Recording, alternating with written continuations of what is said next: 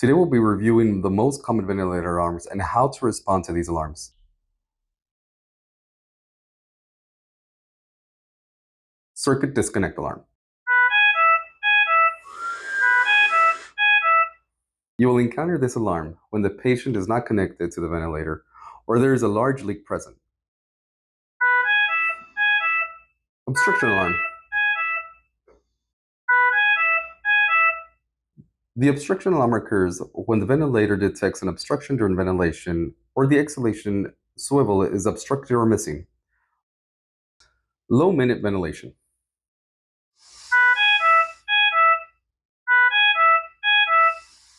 This occurs when the minute ventilation is less or equal to the alarm.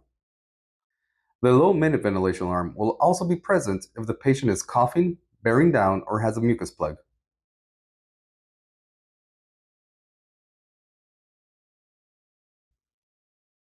Always begin from the patient all the way back towards the ventilator. Suction the patient to rule out any obstruction inside of the trach. Regardless of the alarm, always assess the patient's physical appearance, first to ensure the trach or mask are appropriately in place. Once you have determined that the patient's ventilation interface is appropriately placed, start inspecting the circuit. Always include the ventilator chamber as well. At this point, we are making sure that everything is connected appropriately and no visual disconnection or leak is present. Ask yourself, is the circuit pinched or kinked? Does the circuit have a leak or tear? Remove any excess condensation or water from the tubing. Ensure that the bacteria filter is not blocked.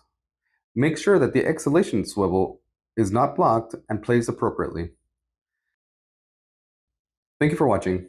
If you have any questions, concerns, or issues, please feel free to call us.